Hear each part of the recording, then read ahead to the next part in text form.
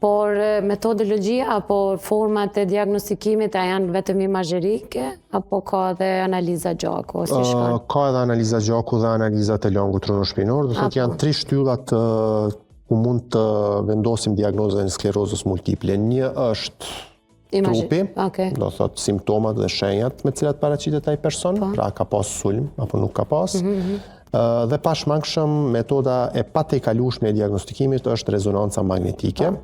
Vetëm rezonanca magnetike, jo tomografia e trunit ose CT-ja, siç njihet në popullat, por është rezonancë magnetike.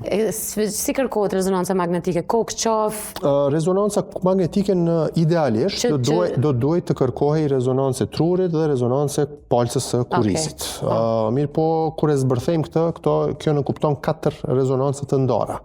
Do thotë në sistemin publik do të jenë 4 termine, në sistemin privat do të jetë 4 fish pagesa për rezonancë, që nuk është e mundshme në praktikë ndonjëherë të bëhet. Por pashmangshëm është rezonanca e trurit dhe rezonanca e pjesës së qafës së paku, sepse probabiliteti më i madh për gjetë lezione ose vatra që i shohim në rezonancë magnetike janë në tru dhe në pjesën fillestare të palcës kurrizit në qafë. Natyrisht që manifestimi i simptomave, pra simptomat e pacientit na determinon edhe çka të kërkojmë shtesë, se ndonjëherë mund të dyshojmë që simptomat janë ekskluzivisht të palcës kurrizit ose të pjesës së shpinës, atëherë me dojmos që në këtë përpunim duhet ta fosim edhe pjesën e shpinës ose pjesën torakale. Mirëpo në parim rezonanca magnetike është e patejkalueshme, bile është pa rezonancë magnetike ne sot nuk mund ta vendosim diagnozën e sklerozës multiple. Ndoshta në vitet 90 kemi plot pacient ku diagnoza është vendosur vetëm në bazë të klinikës, sepse në vitet 90 nuk ka pas rezonancë magnetike në Kosovë, është dashur udhtohet në Mitrovicë në Sremit ose në Beograd për të realizuar një rezonancë magnetike dhe shumica e diagnozave janë vendosur edhe në botë vetëm në bazë të klinikës.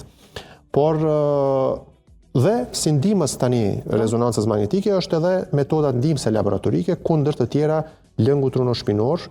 Është i një vlere të jashtëzakonshme, përkatësisht ne realizojmë punksion lumbal që nënkupton marrjen e një mostre të lëngut trunoshpinor nga beli, sepse është vendi ku është më lehti për tu marrë edhe ka gjasa më paku që të dëmtohet palca e kurrizit.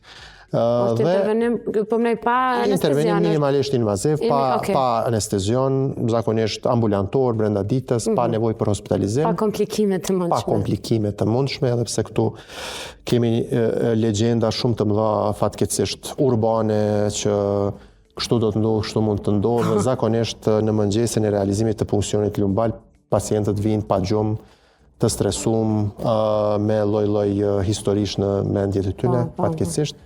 Sidoqoftë, pra lëngu trunoshpinor ekzaminohet po ashtu me disa testet të veçanta, testet të caktuara, për cilës ne marrim informat për sklerozën multiple dhe për smundjet e tjera autoimune inflamatore.